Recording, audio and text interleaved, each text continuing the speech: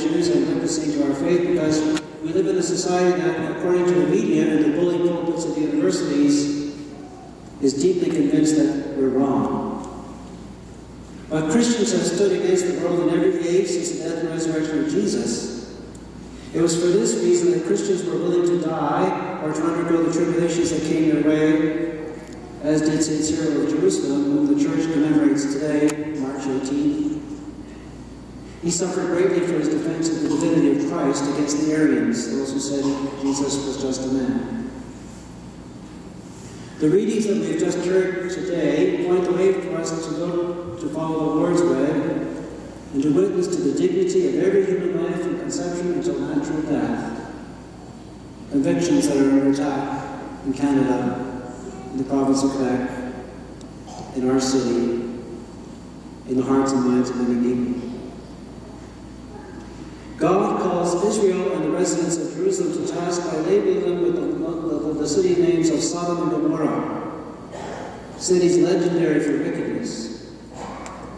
You see, God's holy people can go astray. How much more cities and nations guided by secular principles? Jesus warns his disciples, particularly his apostles in the gospel, of the dangers of religiosity that is only empty show and pride. Hence, we need to hear the calls to conversion in this Lenten season, to turn from pride toward humility, to adopt the learner's heart and disposition, to have humility in our hearts and in our behavior, to serve the needy, not like those whom Jesus castigated in the gospel today, who will not lift a finger to help those who are troubled. Isaiah reminds God's holy people to look out for the vulnerable and the weak, the orphan and the widow in his time. Today that would be the child in the womb and the person facing death and fragility and dementia in unbearable pain.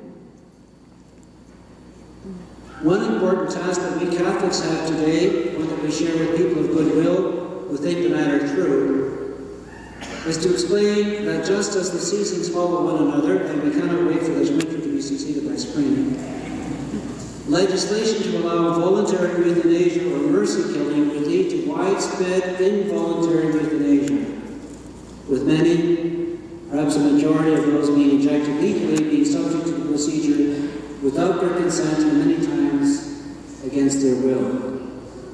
This is because it is almost impossible to put legal safeguards in place to stop it becoming involuntary euthanasia. Studies in Holland have found that more than 50% of Dutch doctors feel free to suggest euthanasia to their patients, with all the pressure that this places on those who are sick. And 25% of these doctors admit to ending patients' lives without their consent. 550 people were euthanized without an explicit request in 2005. How many there must be this year? In Belgium, the law permits only doctors to perform mercy killings, and yet nurses perform euthanasia in 12% of the cases, and 45% of cases of unrequested assisted deaths. If permission is ever given to Canadian doctors and nurses to kill those who know better, those who feel a patient is no longer worthy of life because of her suffering, or because he is too expensive to care for, will be empowered